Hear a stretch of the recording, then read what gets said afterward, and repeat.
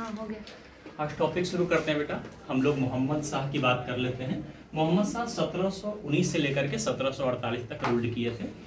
ये जो टॉपिक चल रहा है ये क्या है? डिक्लाइंस ऑफ मुगल, मुगलों का कैसे कैसे डिक्लाइंस हुआ इसके बारे में समझते हैं।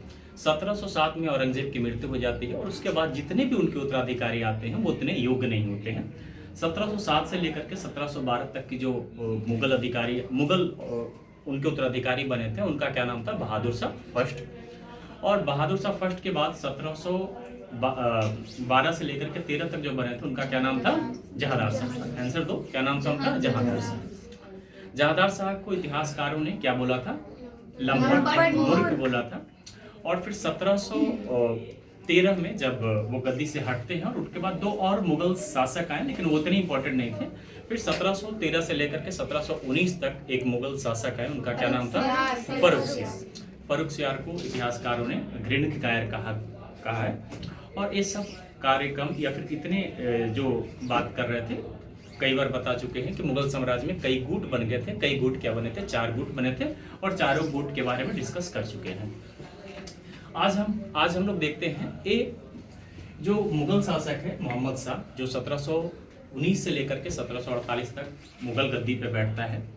और इसको समझना बहुत जरूरी है। समझना इसलिए भी जरूरी है कि एक ऐसा मुगल शासक बना है कि इसके शासनकाल में ही लग रहा है कि पूरे हिंदुस्तान का समझिए कि कमर टूट रही है। कमर टूटने का मतलब ये हो रहा है पूरा हिंदुस्तान इसके शासनकाल में अलग अलग प्रांत में विभाजित हो रहे हैं। अगर हिंदुस्तान इतना बड़ा है, यहाँ पे भी डायग्राम ड्रॉ नहीं कर रहे हैं, तो हिंदुस्तान के कई टुकड़े हो रहे हैं, कई प्रांत अलग अलग हो रहे हैं। किनके शासनकाल में हो रहे हैं?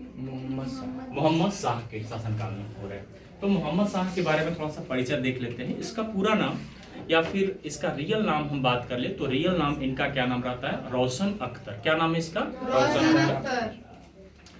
और सैयद बंधु की सहायता से गद्दी पे बैठता है और बाद में इसने मोहम्मद शाह की उपाधि धारण करता है। इतिहासकारों ने इसे मोहम्मद शाह को रंगीला नाम भी ऐड करता है, रंगीला टाइटल ऐड करता है। और इसके बारे में एक और फैक्चुअल चीज जान लीजिए। 1720 में जजिया कर के बारे में तुम लोग जान रहे हो ना? जान रहे हो?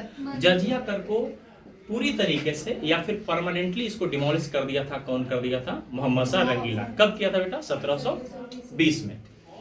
चलिए, 1720 में इन्होंने जजिया कर को डिमोलिश कर दिया था। और 1722 में ऐसी माना जाता है कि 1722 में सैयद बंधु के बारे में कई बार बता चुके हैं कि सैयद बंधु जिनको क्या कहा जाता था? क्या कहा जाता? सैयद बंधु को क्या कहा गया है? King maker. कितना बार बोले हैं? सैयद बंधु को क्या कहा जाता है? King maker. मुगल्स के अंदर में राजा बनाने की प्रक्रिया कौन कर रहा था? सैयद बंधु कर रहे थे और सैयद बंधु को किंग मेकर कहा गया था। इन्हीं के शासनकाल में सैयद बंधु की हत्या हो जाती है 1722 में।